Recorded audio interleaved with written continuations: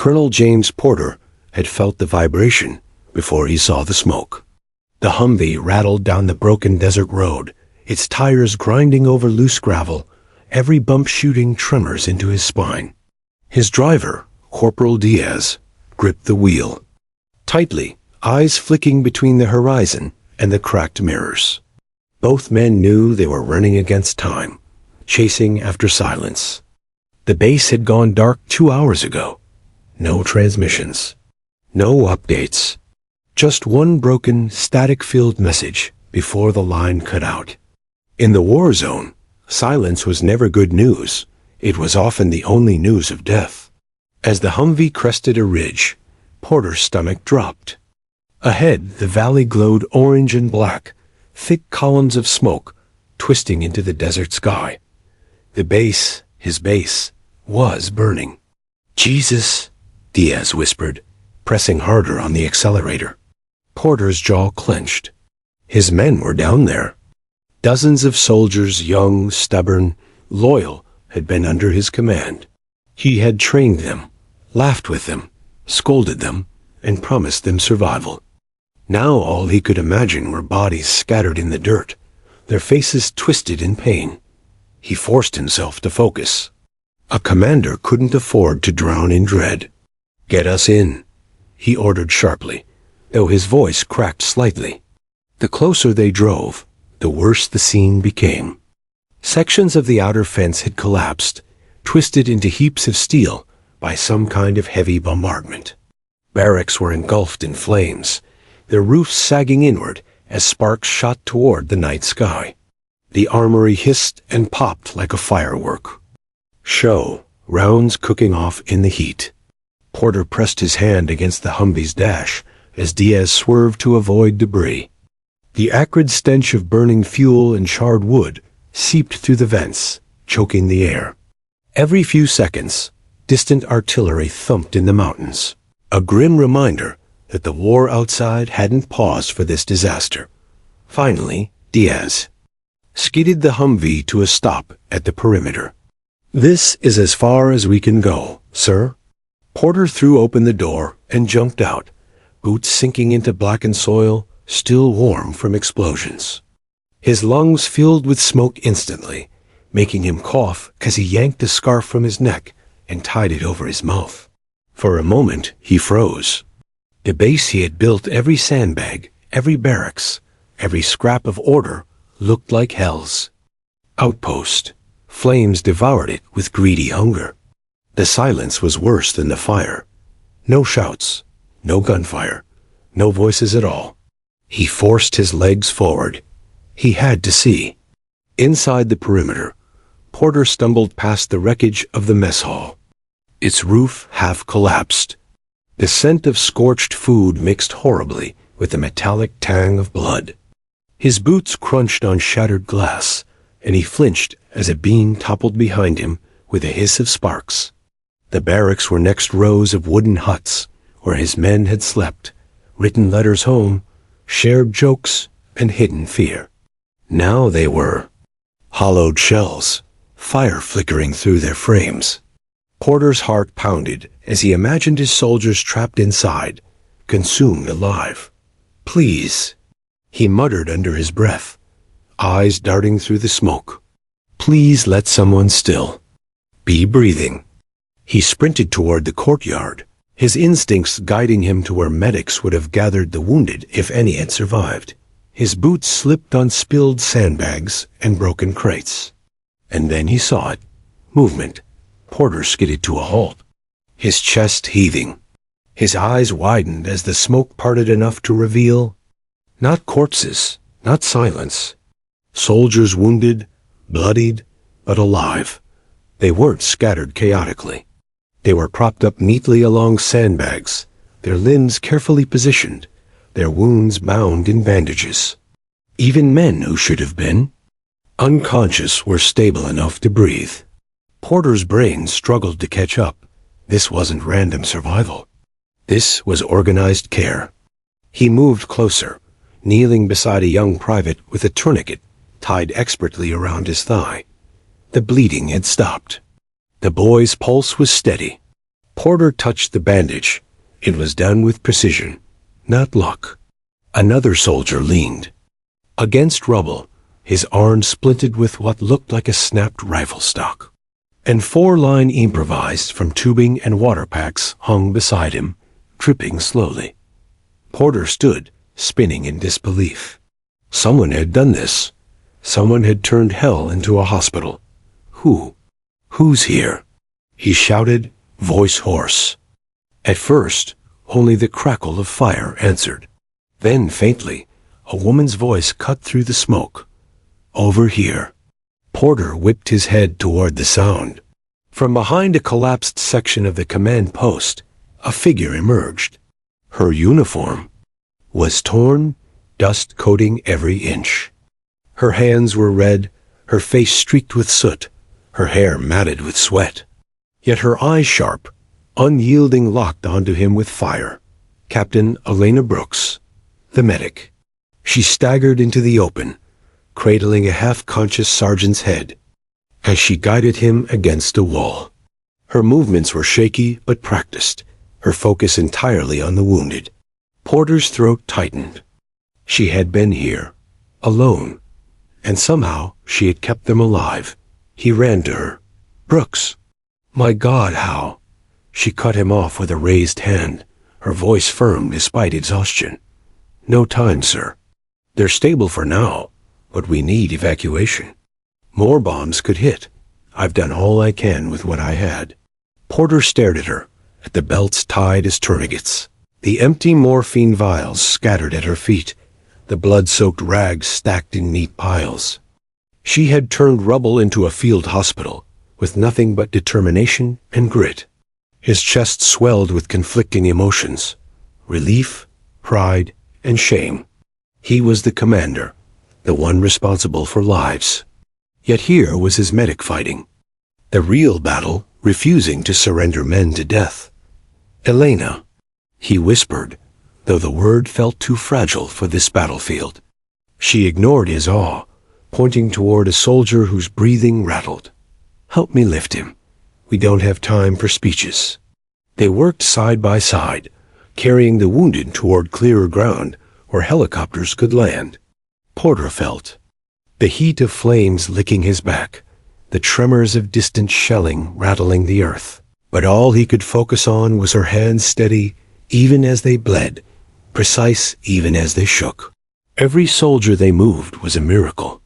Every breath they saved was defiance against the chaos.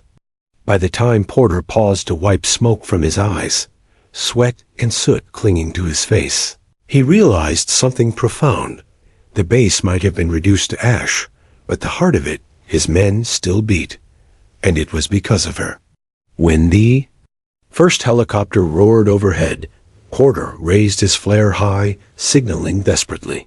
The pilot's searchlight cut through smoke, and medics poured out to assist. Relief washed through the courtyard, as soldiers were lifted one by one into safety. Elena directed them calmly, her voice unshakable, even as her knees trembled. Chest wound, priority. Broken leg, splint holds, next wave. This one's dehydrated, get fluids and fast.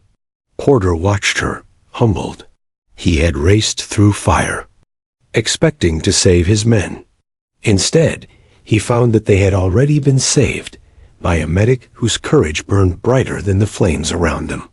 And as the final helicopter lifted, dust swirling, he knew this night would never leave him.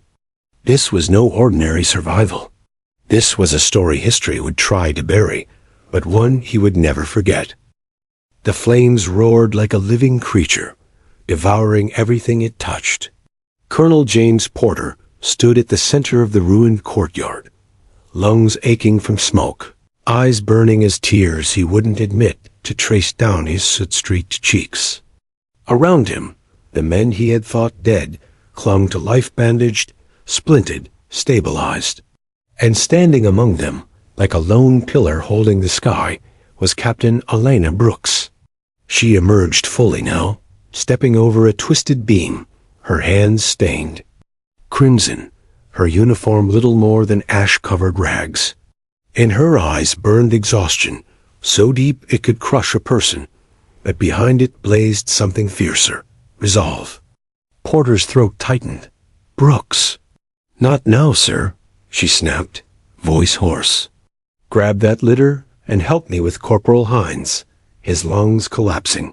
For a second, Porter was stunned by the audacity, her cutting across his rank, barking orders at a colonel. But then he saw Hines gasping on the ground, foam bubbling at his lips, and he didn't hesitate. He dropped to one knee, sliding the soldier onto the litter as Elena pressed her hand against the wound. Keep his head up, she commanded. Don't let fluid choke him. Porter obeyed. He, the commander, was obeying his medic. And strangely, it felt right. They carried Hines together to the edge of the courtyard, where the smoke thinned enough to breathe more easily. Elena crouched, tearing a piece of fabric from her own sleeve and packing it tighter against the wound.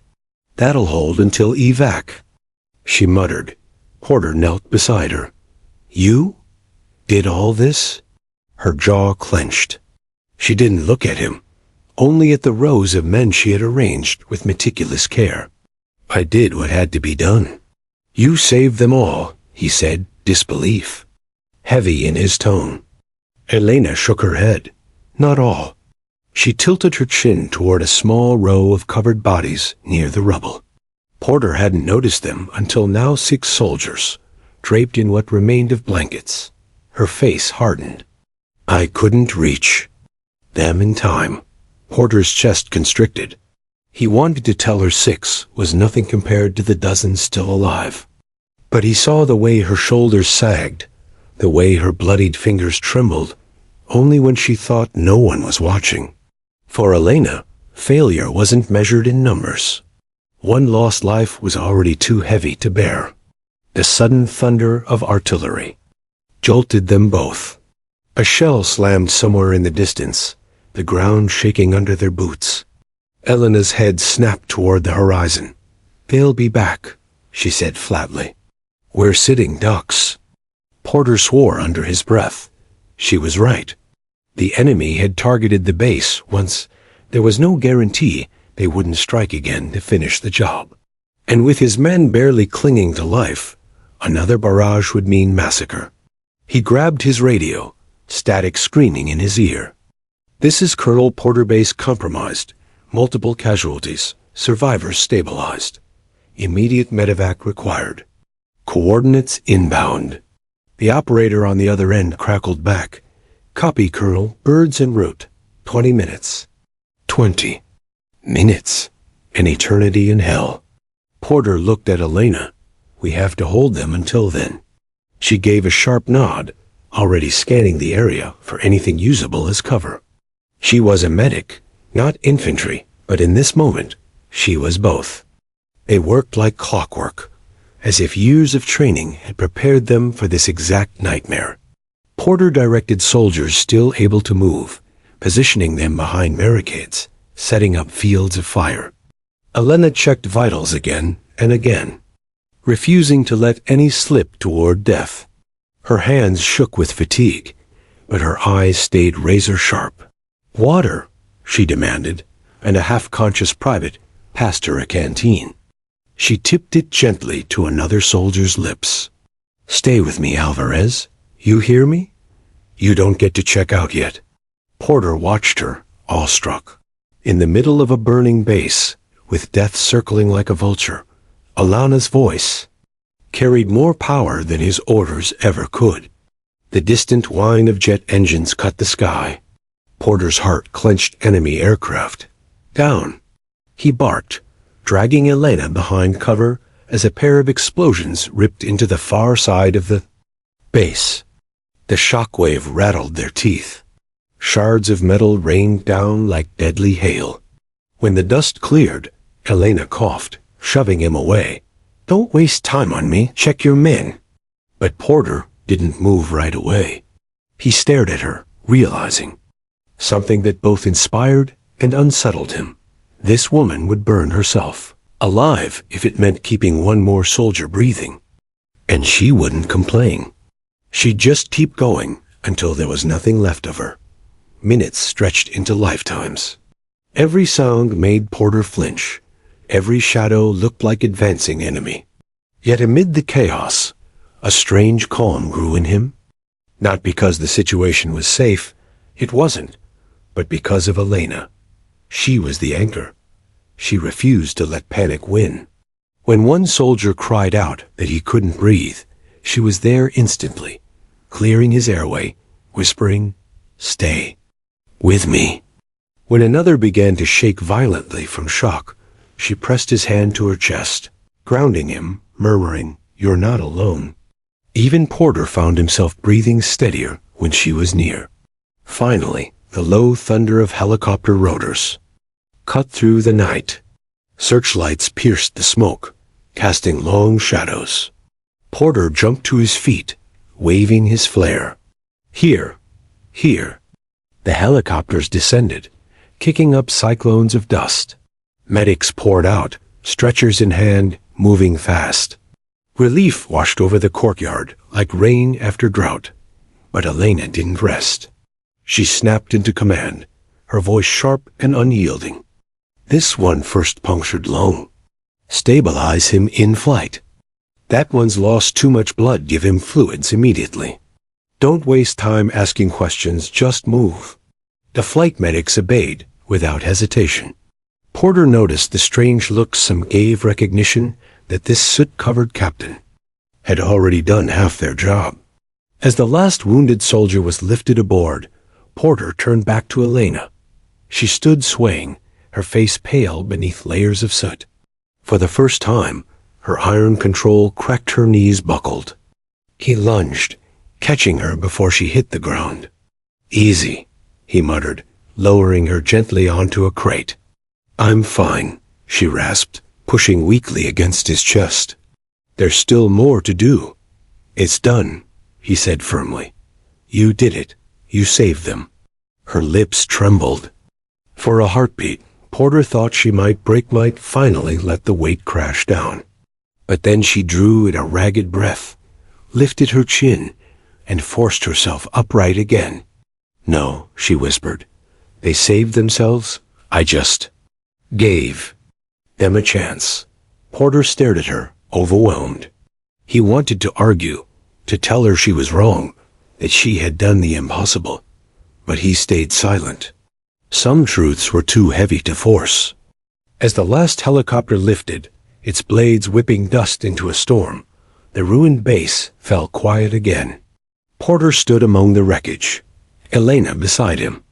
Around them, the fire still burned, but the heart of the base, the soldiers, was gone, carried to safety. He looked at her, this medic who had defied death itself, and he knew with certainty. He had come here expecting to rescue his men. Instead, he had been rescued from despair by her. And though he carried the rank, it was Elena Brooks who had proven herself the true commander of this night. The last helicopter vanished into the smoky night, its red tail lights swallowed by darkness. The base was silent, now eerily silent, except for the crackle of flames devouring what remained of the barracks. Colonel James Porter stood motionless. For several seconds, staring into the empty sky as if reluctant to believe it was real. His men, those who could still be saved, were gone, lifted into the safety of the night sky. They would live. Against every law of probability, against the statistics of war, they would live. And all of it was because of one person, Elena Brooks. She was still beside him, her chest rising and falling in jagged rhythm, soot streaked across. Her face, her eyes sharp just minutes ago, looked distant now, almost glassy, like someone slipping underwater. "Sit down," Porter ordered quietly. "I'm fine," she muttered, though her knees wobbled as she tried to move. Porter didn't argue. He simply stepped closer and caught her arm, guiding her down onto a half-buried crate. Her resistance lasted barely a heartbeat before she surrendered. Her body, too, wrung out to fight anymore. Her hands, still sticky with drying blood, trembled visibly. "You've been running on adrenaline," Porter said softly. "Now it's leaving you." Elena laughed bitterly, a hollow sound. Feels like it's taking everything else with it. For the first time since he had arrived, Porter saw the truth. Beneath the armor of composure, she was on the edge of collapse. Her body had been pushed beyond limits, her mind stretched taut with decisions that could haunt a lifetime. He crouched in front of her. "How long were you out here alone?" She blinked slowly, as if dragging memory from fog. "Since the first shell hit, maybe 2 hours? 3? 2 or 3 hours."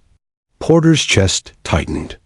In battlefield terms, that was an eternity, an endless gauntlet of chaos, where every minute demanded another impossible choice. And she had endured it alone. "You did more than anyone could ask," Porter said. Her head snapped up, eyes flashing. Don't what? "Don't put me on a pedestal," she hissed. Her voice cracked, but the anger in it was sharp. "I didn't save everyone. You didn't see the ones I couldn't reach. The ones crushed under beams, or already bleeding out by the time I got there. You didn't hear them begging me to help when I couldn't."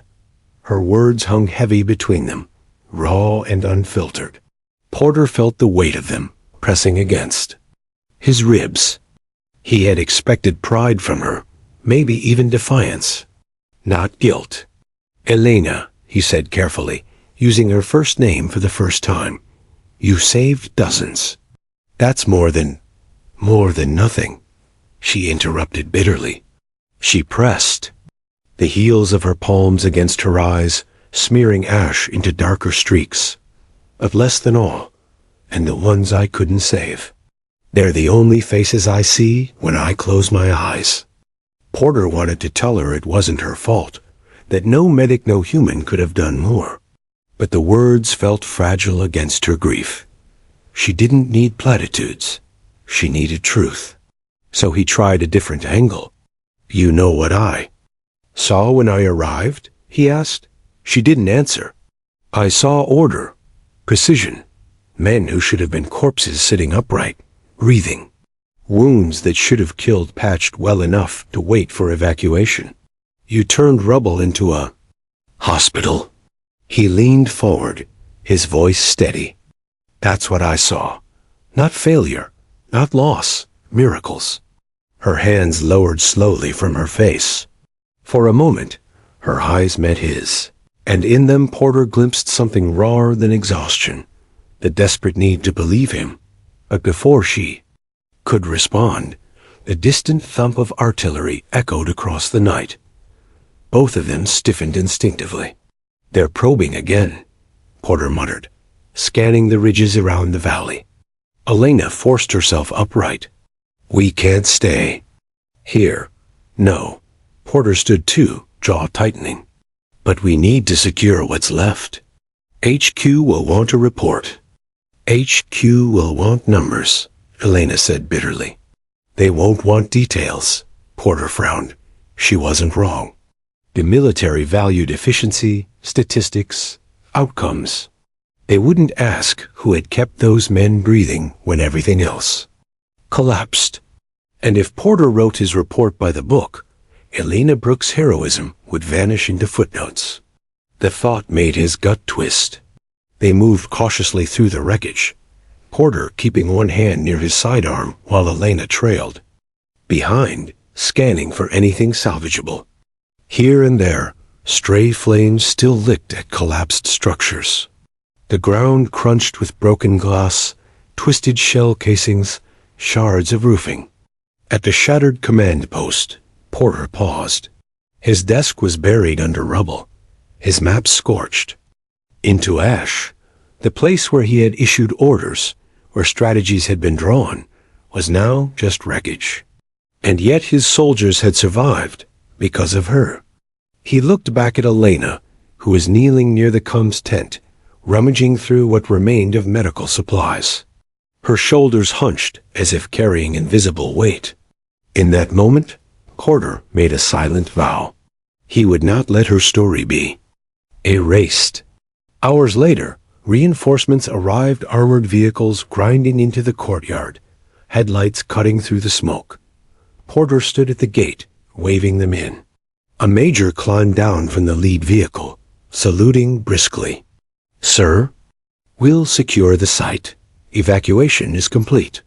HQ requests your immediate debrief." Porter's gaze flicked toward Elena. She was leaning against a wall, eyes closed, too drained to even register the arrival.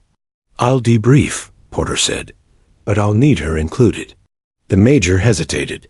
"Sir, she's a medic. Debriefs are for command staff." Porter's voice sharpened. "She is command staff tonight. Without her, you'd be retrieving bodies instead of survivors. She sits in." The major nodded quickly, unnerved by the steel in Porter's tone. That night, in a makeshift tent illuminated by lanterns, Porter gave his report. He described the attack, the fire, the silence, and then, with deliberate care, he shifted the spotlight.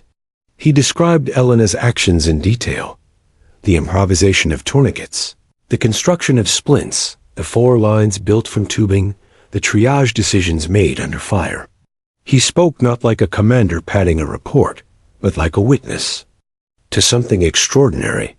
Elena sat silently beside him, her face unreadable. But when Porter finished, when he declared, "She saved every man you pulled out of here," there was no mistaking the ripple that moved through the room. The major scribbled furiously. Another officer frowned, as if unsure whether to believe what he was hearing. But Porter didn't care if they doubted. He had spoken the truth, and he would keep speaking it, no matter how many times the system tried to bury it. Later, as the tent emptied and only the 2 of them remained, Elena finally spoke. "You didn't have to do that." Porter looked at her. "Yes, I did." Her lips pressed into a thin line. For the first time all night, her eyes softened. "Thank you," she whispered. Porter gave a single nod. "Get some rest, Captain. Tomorrow, the real fight begins." She tilted her head, confused. "What fight?" "The fight," Porter said, his voice low but fierce, "to make sure. The world knows what you did here tonight." The base at Falcon Ridge still smoldered behind them as Colonel James Porter and Captain Elena Brooks boarded the last transport back to headquarters. The ride was silent, save for the low drone of the engines. Elena sat hunched against the bulkhead, head tilted back, her eyes closed not in rest, but in the exhaustion of someone who had run out of places to put her pain. Porter studied her profile in the dim light. She had pulled off the impossible. Yet he already knew what awaited her back at HQ: silence. The Capitol base bustled with energy when they landed. Staff officers swarmed the transport, eager for news. Cameras flashed. The smell of coffee, paper, and disinfectant replaced the acrid smoke of Falcon Ridge.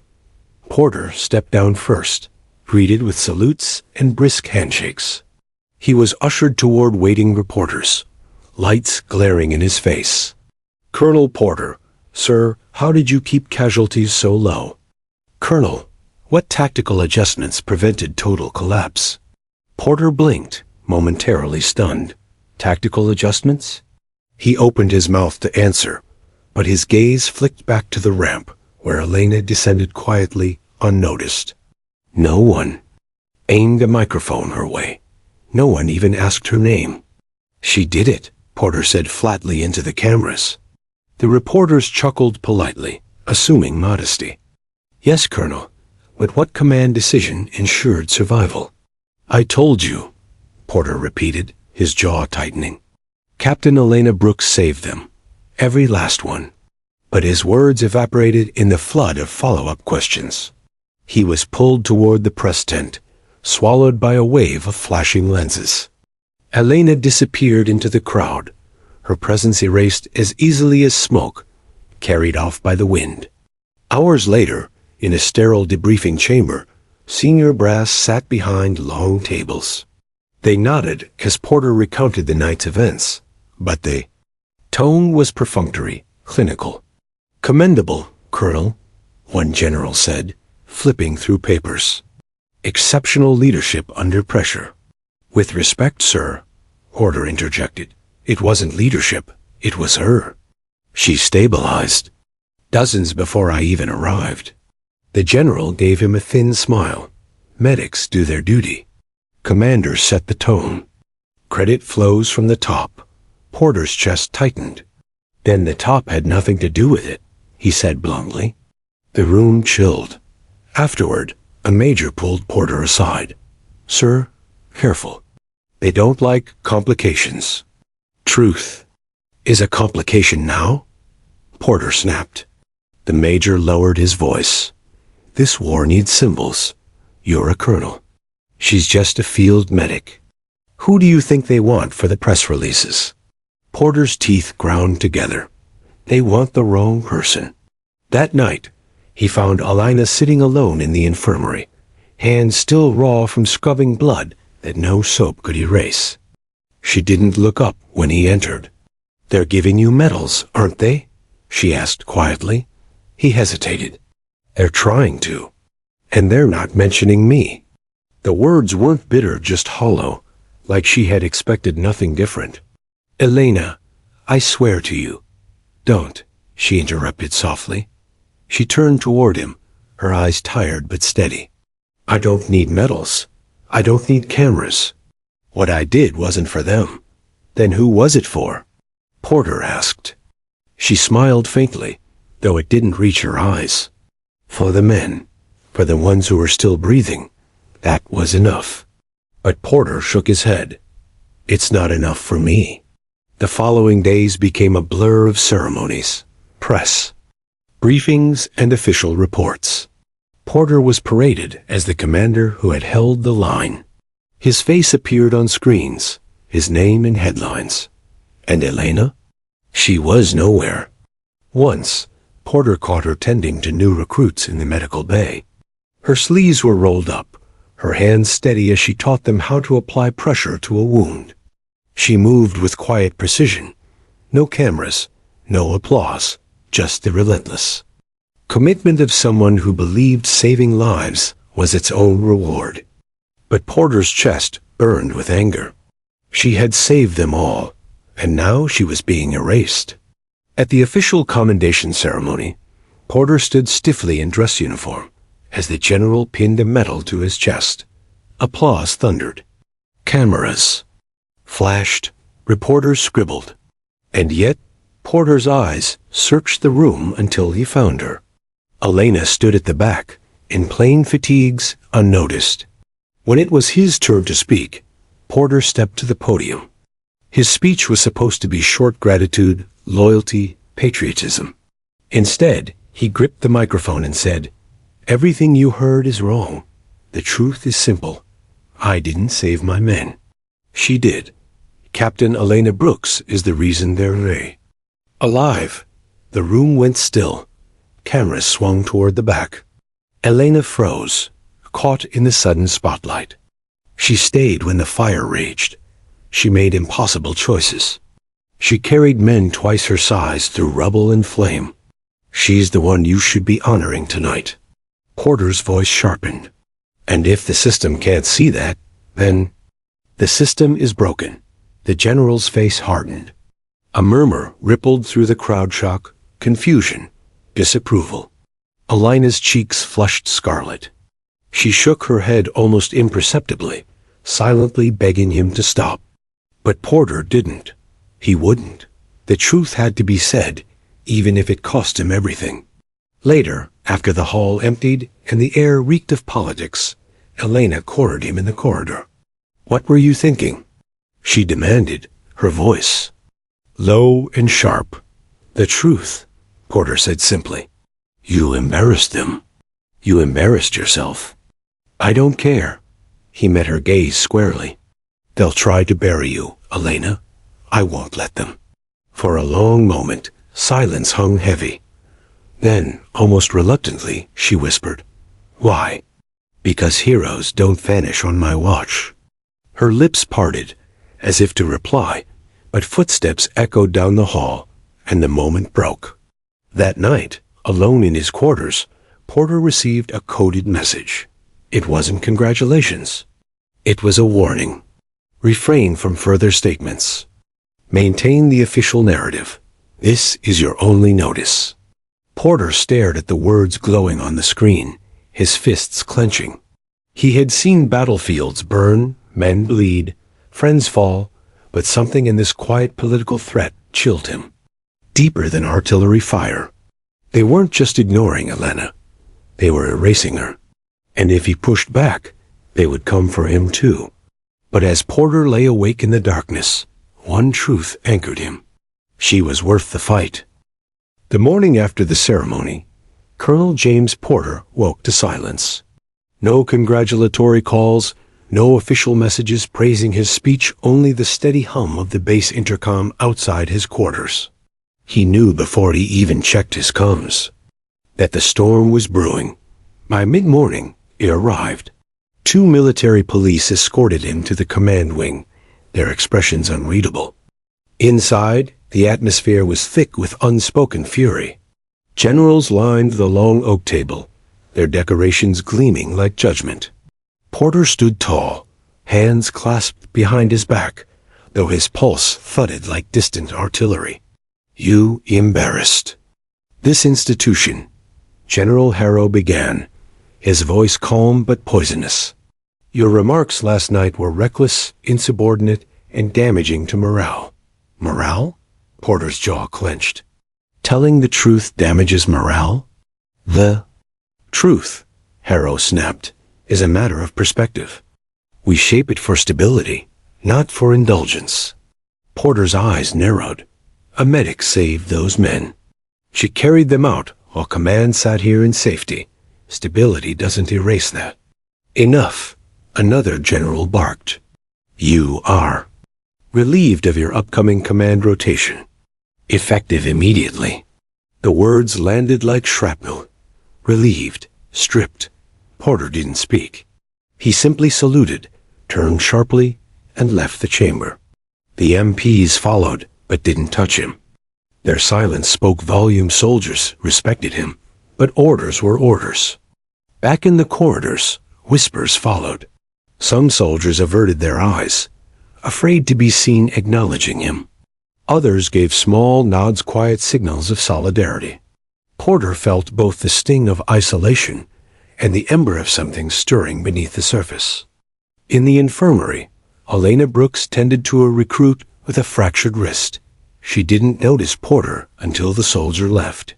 When she saw his face, she froze. They demoted you, she said softly. Relieved me of command, Porter corrected. Forcing steadiness. Her expression tightened. Because of me. No, he said firmly. Because of them. She sank onto a cot, rubbing her temple. I told you I didn't want recognition. I warned you. Now they've punished you, and I'm still invisible. What did it change? Porter sat across from her, leaning forward. It changed me. I can't unsee what they're doing. And the men, our men, they know the truth. That matters. But Elena shook her head. Truth doesn't win wars. Maybe not, Porter countered, but it keeps us human. News outlets buzzed in the following days. The official statement from HQ praised Porter's humility and reiterated his tactical genius at Falcon Ridge. Elena's name was absent from every article. Yet in the barracks, in the mess halls, and the late-night conversations among soldiers, her story spread. Men who had crawled out of the inferno because of her hands spoke in hushed reverence. She carried me through flames. She pulled shrapnel out of my chest with no light. She told me I wasn't dying, and I believed her. Her legend was growing but underground, beneath the weight of official silence. Porter noticed it first when a young private approached him outside the barracks. Sir, the private whispered, eyes darting around. We know it was her. All of us do. Word spreading. You're not alone. Porter nodded once, clapping. The private's shoulder. Keep it alive. That's all I ask. Inside, his chest ached. The machine of power was grinding against him, yet beneath its wheels, Seeds of defiance were sprouting. But Elena refused to water them. She stayed buried in her work, avoiding the spotlight, dodging questions. She stitched wounds, set bones, and trained medics like nothing had changed. One evening, Porter found her alone again, staring at this ceiling of the infirmary. "Why won't you let them see you?" he asked quietly. Her voice cracked with restrained pain. "Because I'm not built for it, James. I can stop bleeding. I can push men through fire. But cameras? Speeches?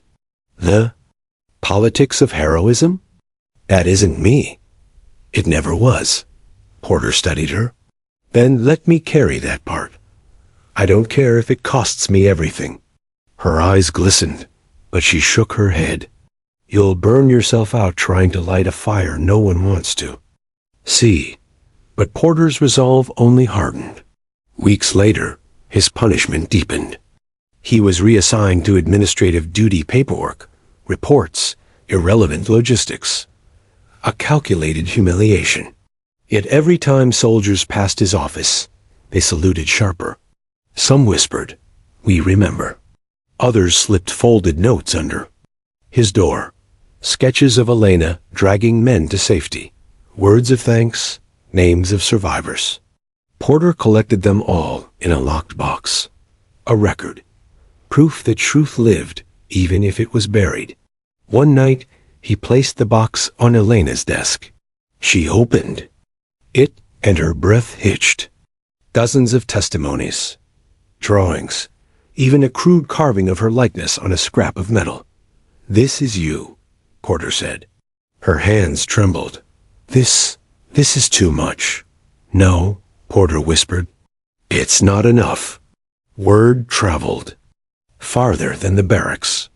Families of saved soldiers began writing letters to headquarters, demanding to know who had saved their sons. Reporters, independent ones, not under military thumbs, started sniffing around. HQ pushed back harder. Unauthorized leaks. Fabrications. Misattributed acts of valor. But the cracks were forming. Porter knew he was under surveillance. His comms were monitored, his quarters searched. Still, he refused to stop. One night, Elena confronted him. "They're watching you. They could court-martial you for this." "Let them," Porter said. "If they bury me, at least I'll be buried standing beside the truth." Her voice broke. "And what about me? Did you ever think maybe I want to stay buried?" The silence that followed was heavier than any shellfire Porter had known. He finally said, "Heroes don't get to choose if people remember them." Elena turned away, tears burning her cheeks. She hated him in that moment for refusing to let her disappear, for dragging her into a battle she never asked for. And yet, deep down, a fragile part of her wanted to believe he was right. Because despite all her protests, when she looked into the eyes of the soldiers she had saved, she saw it. They needed her story as much as they needed their survival. It wasn't about her anymore. By month's end, a quiet resistance pulsed within the ranks. Soldiers whispered her name during training exercises, scrawled it on walls, etched it into their gear. Brooks. It became more than a name. It became a symbol. Porter saw it everywhere. On helmets, in notebooks, even painted discreetly on the side of a transport truck. The generals noticed too, and one night, Porter was summoned again. This time, the threat wasn't subtle. "Colonel, end this," General Harrow ordered. "Stamp out this nonsense. Control your men, or you will face dishonorable discharge." Porter leaned forward, eyes hard as steel. "I don't control them anymore," he said. "You do. Or at least, you thought you did." Harrow's jaw tightened. "You're walking into dangerous territory." Porter's lips curled in the faintest hint of defiance. "So are you." That night, as Porter walked back through the barracks, dozens of soldiers rose silently as he passed. No cheers, no words, just a wall of salutes. And among them, Elena stood at the center, her expression unreadable. For the first time, she didn't look away from the recognition. For the first time, she let them see her. The tide was shifting, and HQ knew it. Colonel James Porter knew the walls were closing in before anyone said a word. The air on base carried a new chill and unspoken warning. Conversations stopped when officers walked by. Messages vanished from his comms without explanation. Soldiers avoided him in daylight, only approaching under cover of night to whisper a hurried word of loyalty. The higher-ups had decided. What began as whispers of gratitude for Elena Brooks was now treated as insubordination. It was no longer a story of survival. It was, in the eyes of command, a growing threat to authority. And threats were never tolerated. The first blow came quietly. Sergeant Malik, one of the wounded Elena had pulled from the inferno, disappeared overnight. No transfer orders, no paperwork, just gone. His bunk was stripped bare, his belongings stuffed hastily into storage. When? Porter inquired. He was met with a wall of shrugs. 2 days later, Corporal Hensley, a vocal supporter who had scrawled Elena's name across his helmet, was arrested for conduct unbecoming. He hadn't even been given a chance to defend himself. The message was clear. Speak Elena's name, and you vanish. Porter's stomach twisted with rage. HQ wasn't just silencing the truth. They were erasing the men who carried it. Elena noticed the change too. Soldiers no longer lingered in the infirmary to talk. Their gratitude became wordless brief nods, silent handshakes, eyes that held. A weight they dared not voice. One evening, she confronted Porter in his office. "They're punishing the men for me," she said, her voice trembling with restrained fury. "They're punishing them for believing," Porter corrected. His hands were clenched so tightly, the knuckles whitened. Her eyes glistened with frustration. "James, this has to stop. You're dragging them into your fight.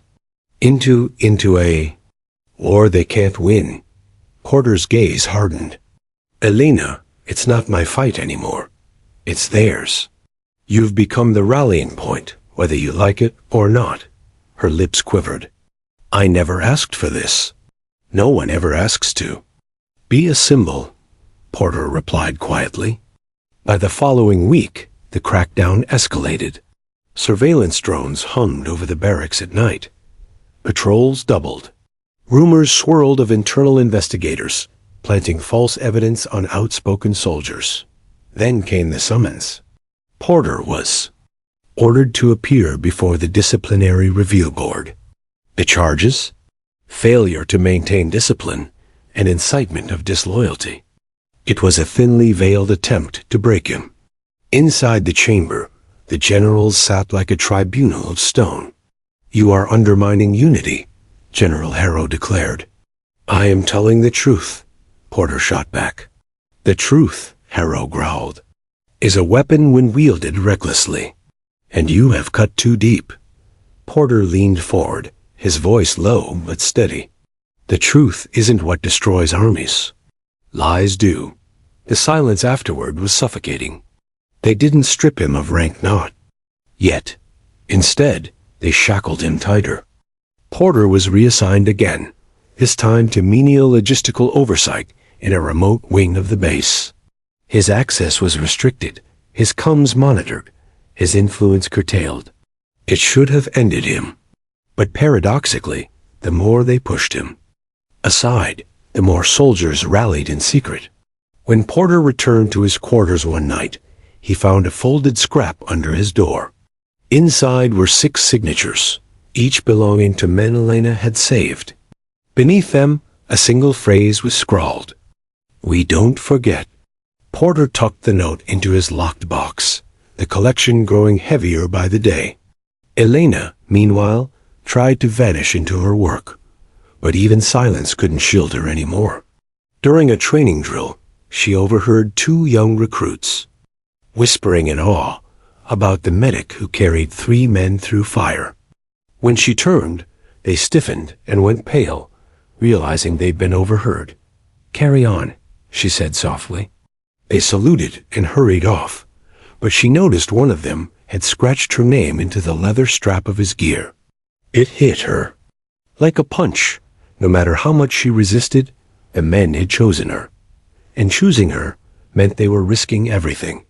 One night, unable to sleep, Elena walked the perimeter of the base. The air was cool, the sky cloudless. She stopped, near the far fence, staring out at the wilderness beyond. For a fleeting moment, she wondered what it would feel like to leave it all behind, vanish into anonymity. But footsteps crunched behind her. "Ma'am," a voice said softly. She turned to find Corporal Ruiz, one of the men she had dragged from the inferno, leaning on a crutch. His face was scarred, his body still healing, but his eyes burned with conviction. "Don't let them bury you," he said. Elena's throat tightened. "I never wanted to be remembered." Ruiz shook his head. "This isn't about you wanting it. It's about us needing it. If they erase you, then what we went through, what we survived, it all disappears too."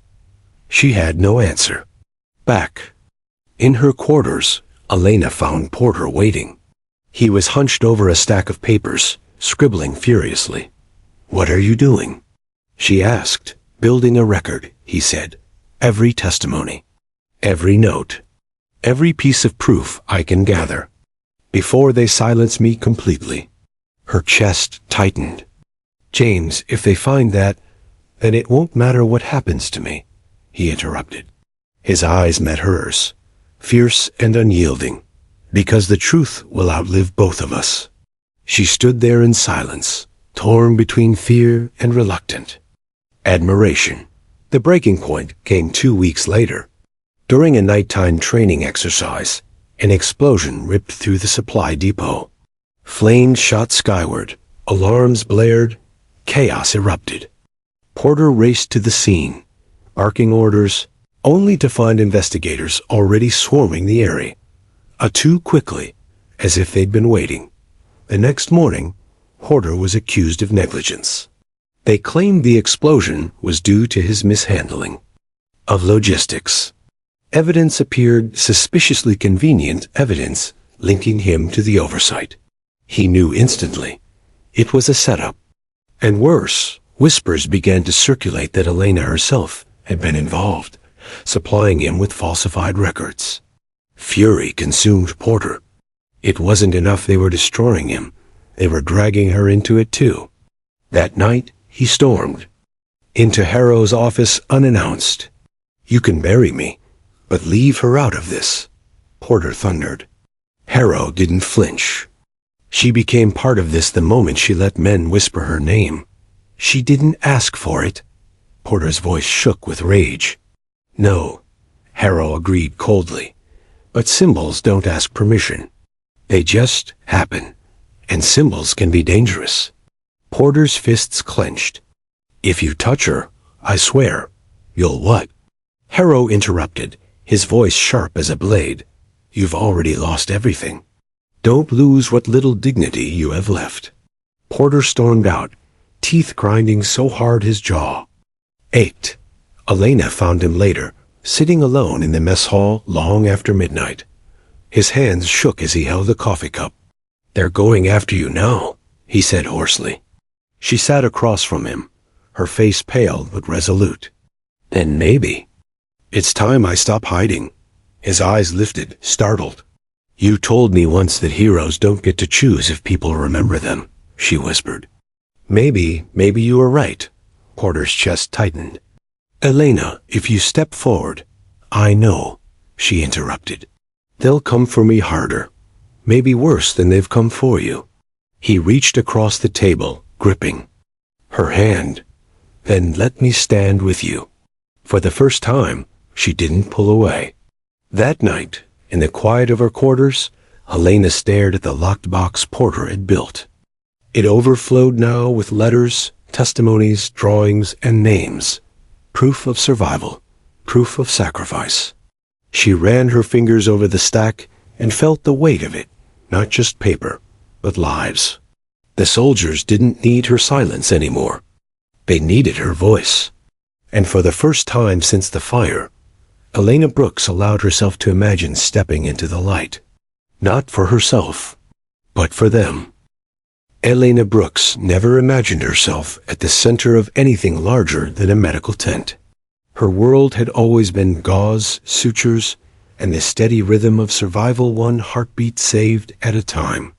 Yet now, as she looked over the stack of testimonies Porter had collected, she realized her silence had become its own kind of betrayal. The men weren't clinging to her name out of worship. They were clinging because in her, they saw proof that courage still existed, that someone had chosen them when the fire closed in. If she stayed hidden, their defiance would die in whispers. And so, for the first time, she chose to speak. Her first words weren't delivered to a crowd.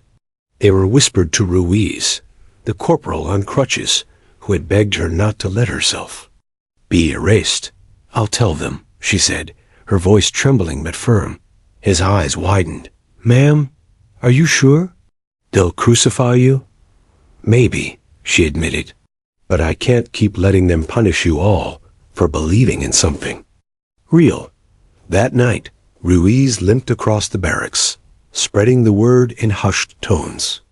By dawn, 30 soldiers had gathered quietly in the abandoned supply wing, their faces lit by a single flickering bulb. Elena stood before them, heart pounding, hands shaking. "I'm not a hero," she began. "I didn't save you to make a point or to become a story. I saved you because you were there, and I couldn't stand by. That's it, that's all." A silence hung over the room before Ruiz broke it. "And that's why you are the story." The room erupted not in cheers, but in solemn, determined agreement. The uprising didn't begin with chants or banners. It began with small acts of defiance. Helmets with her initials etched into the straps. Medic symbols painted on walls in chalk. Letters smuggled between units, carrying her name like a secret prayer. For every punishment HQ handed down, 10 more men carried her legend forward. Porter watched with a mixture of pride and dread. He knew what was coming. The generals had tolerated whispers. They had punished loyalty. But now that Elena had stepped into the light, the brass would move swiftly and ruthlessly. And they did. The crackdown came at dawn 3 days later. Armed, guards stormed the barracks, dragging Ruiz and half a dozen others into custody. Soldiers who resisted were beaten. Rumors spread that they were being transported to black sites, never to be seen again. That afternoon, a base-wide order was issued. Any reference to Elena Brooks would be treated as sedition. Her name itself had become contraband. Elena's knees nearly buckled when she heard the announcement.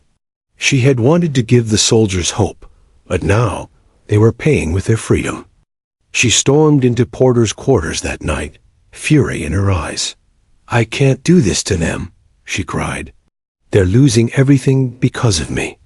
Porter stood, grabbing her shoulders. "They're not losing it because of you, Elena. They're losing it for you, for what you represent." Her voice cracked. "And what if that costs them their lives?" His gaze held hers, steady and unflinching. "Then their sacrifice means even more, that the truth gets out." 2 days later, the first real confrontation erupted.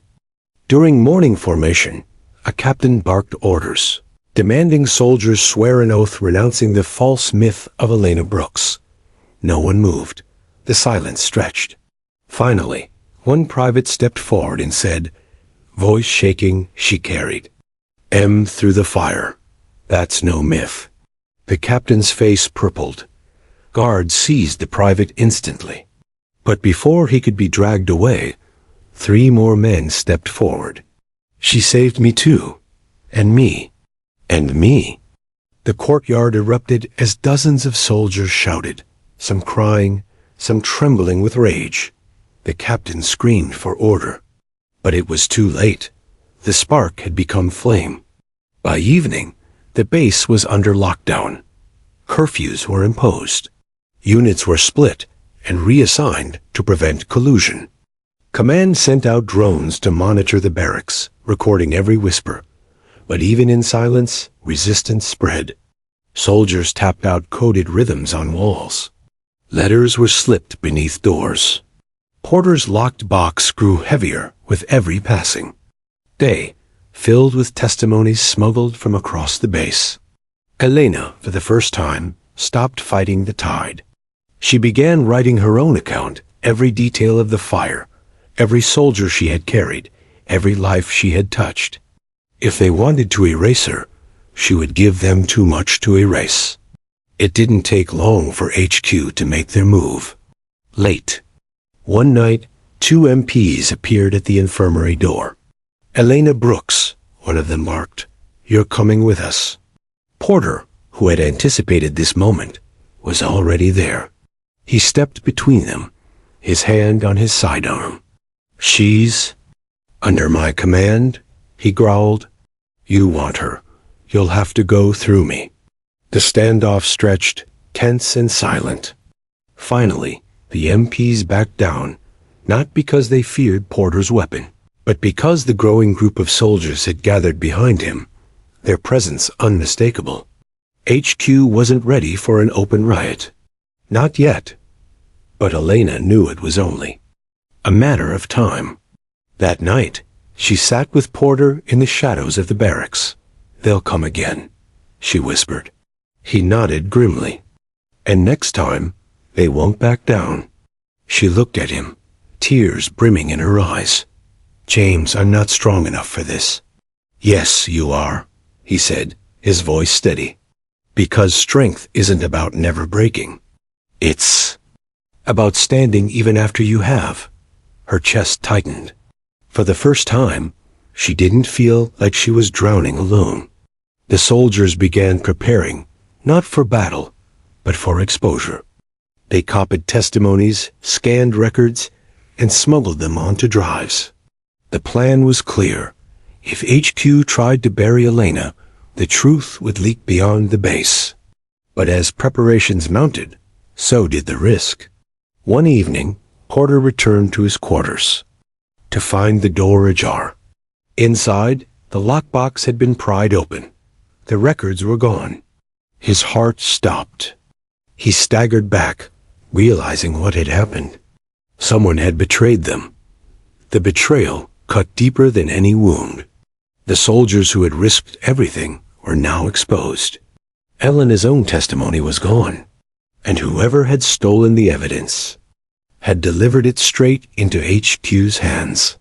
When Porter told her, Elena's face drained of color. "They'll use it against us," she whispered. "They'll twist it." Porter agreed grimly. "Turn the truth into treason." She closed, her eyes struggling to breathe. "Then we're finished." But Porter shook his head, fire in his eyes. "No," he said, "we're not finished. Not yet. They may have stolen the words, but they can't steal the men who live them." And next morning, the base gathered for an announcement. Generals stood tall, proclaiming that the myth of Elena Brooks has been fabricated, and that the so-called testimonies were proof of sedition. But before they could finish, a voice rang out. It was Ruiz, limping forward on his crutch, his face battered but unyielding. "She carried me," he shouted. "I was there. I lived because of her." Guards lunged toward him, but another voice followed. Then another, and another. Dozens of soldiers broke ranks, shouting, defying, refusing to be silenced. The generals barked orders. Guns were raised. Chaos threatened to erupt. And in the center of it all, Elena Brooks stepped forward. Her voice was clear, steady, and louder than she thought possible. "Stop this. If you want the truth, look at them. Look at the men standing here alive. I don't care what you write, what you twist, or what you destroy. You can erase my name from your records, but you will never erase their survival. That is the truth." The courtyard shook with defiant cheers. And for the first time, command faltered. The base courtyard burned with tension. Soldiers stood in defiance, voices hoarse, eyes unwavering. Generals barked orders, their faces crimson with fury. Guns were raised, but they hesitated, unsure if firing would spark a riot beyond control. Elena Brooks stood at the center, shoulders squared, heart hammering in her chest. This was it, the moment she had avoided for weeks.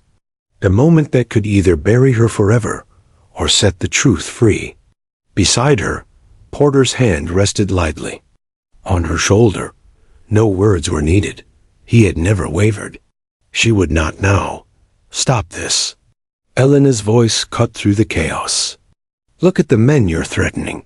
Look at their lives. The generals shouted, calling for arrests, trying to regain control. But each attempt faltered. The soldiers had made a silent pact. They would not be intimidated. One by one, men who had survived the inferno stepped forward. Names were shouted into the tense air. Soldiers Elena had carried, tended, and reassured. Each declaration was like fuel to the fire of defiance. She saved me. She carried me. She made me breathe when I thought I couldn't. By the time the last man spoke, dozens of soldiers had joined in, a chorus of voices too loud to be ignored. Porter stepped forward, addressing the generals directly. His uniform was disheveled, sleeves rolled up from the firefight of paperwork and bureaucracy. Look at them, he roared. Every life you claim is under your control lived. Every soldier standing here owes it to one person, not me, not your orders, her. The generals exchanged glances, their authority shaken, but still present. You've orchestrated this narrative for months, Porter continued. You erased names, manipulated records, threatened soldiers, but it ends here. These men have lived through fire, literally and figuratively, and they will speak, whether you like it or not. One general slammed his hand on a table. You are inciting mutiny. I am showing the truth, Porter snapped back. There's a difference. For the first time, Elena felt the full weight of what she had done. Every soldier who had survived because of her, every whisper in the barracks, every letter, every carved helmet, these were not abstract symbols. They were living proof. She inhaled sharply, stepping forward. I am Elena Brooks, she said, voice ringing. I am a medic. I saved men who had no one else. And if you try to erase that, you erase their lives, their pain, their survival. You cannot bury truth. The soldiers cheered, a rising tide that echoed against the buildings of the base. The generals' faces hardened, realizing the rebellion was no longer subtle. It was public, undeniable. Porter caught Elena's gaze. You're stronger than you think, she swallowed. No, she admitted softly. I'm just done letting fear decide. HQ, sensing the momentum, tried a different tactic. Megaphones were brought out, threats amplified. Orders were broadcast across the base. Any soldier continuing to honor Elena would face immediate court-martial. But the soldiers ignored them. They raised their voices, raised their hands, lifted flags scrawled with their initials. Even the recruits, too young to understand politics, shouted her name with conviction. And then something remarkable happened. From the shadows of the command wing, the original injured soldiers, the ones she had saved from Falcon Ridge, stepped into the light. They limped, hobbled, and bore scars, but their voices rang clear. She saved me. Without her, I wouldn't be here. The base had transformed. What began as a whisper had become a roar. The generals realized they had two choices: escalate violence and risk full mutiny, or retreat. Harrow stepped forward, face grim. This ends now, he said, voice loud enough to be heard across the courtyard. All talk of Elena Brooks will cease immediately. All personnel will return to their posts. Those refusing will be considered insubordinate and will face court-martial. Elena stepped forward to meet him eye to eye. We're not asking for permission. We're not asking for medals. We're asking you to acknowledge reality. You can't erase what happened. You can't erase lives. The general's jaw tightened. You are overstepping your authority. I am standing in mine, she said, because no one else did. When it mattered, the courtyard held its collective breath. Porter placed a hand on the podium beside Elena. I've been punished for telling the truth. My command has been stripped, my record tarnished. But I'll not allow them to erase her actions, or the soldiers who lived because of her. This is bigger than us. This is bigger than fear. For the first time, the generals realized the depth of their rebellion. Every soldier in the courtyard now faced a moral choice: obey orders or honor truth. Slowly, the tension shifted. Soldiers began returning to their units, not out of fear, but out of understanding. They would carry Elena's story beyond the base, beyond the walls HQ tried to confine them to. The generals understood this wasn't just a fight. They had lost control. Elena looked around at the faces of the men she had saved. There were tears, smiles, grim nods. Every one of them alive because she refused to stop moving in the flames. The enormity of what she had done and what they all had endured pressed down on her chest. Porter leaned close. You didn't just save them physically. You saved their voices, their courage, their defiance. That's why you can't disappear. She nodded, swallowing hard. I finally understand what that means. And in that moment, she allowed herself to feel the truth. Her actions mattered. Her sacrifices were seen. Not by medals, not by speeches, but by living proof. The men standing before her carried her legacy in every step, every scar, every heartbeat. As HQ attempted to salvage authority, a broadcast reached the entire command structure. Independent reporters, tipped off by soldiers smuggling information, streamed testimonies live. Videos of Elena dragging men through fire, interviews with survivors, letters from families proof impossible to ignore filled screens worldwide. The general's authority began to crumble. Press releases could not rewrite reality. Soldiers could not unsee what had been done. Elena Brooks' heroism could no longer be hidden. And in the midst of it all, she stood with Porter by her side, the culmination of weeks of struggle, defiance, and unrelenting truth. The final confrontation wasn't violent. It was a reckoning. HQ could issue orders, punish, or threaten, but the tide had shifted. Soldiers refused to comply with lies. Families, journalists, and allies beyond the base demanded acknowledgement. At last, a statement was issued. Elena Brooks would be officially recognized for her actions. Porter would retain his command, restored and honored. The efforts to erase truth had failed. In the aftermath, the base slowly returned to routine, but nothing would ever be the same. The courage of one medic had inspired hundreds. The system had been tested and found imperfect, yet human determination had bridged the gap. Months later, in a quiet courtyard, Elena walked among the soldiers she had saved. She touched the scars, shook hands, and exchanged nods. Porter approached. You did it, he said simply. No, she replied, eyes scanning the men and women alive and thriving. We did it, he smiled. Yes, together. And for the first time since Falcon Ridge burned, she allowed herself to breathe deeply, the weight of heroism no longer a burden, but a living testament to survival, sacrifice, and unyielding courage. The fire had burned, lives had been threatened, and yet, through the flames, truth had emerged, not destroyed, but victorious. Elena Brooks had saved them all, and finally, the world would remember.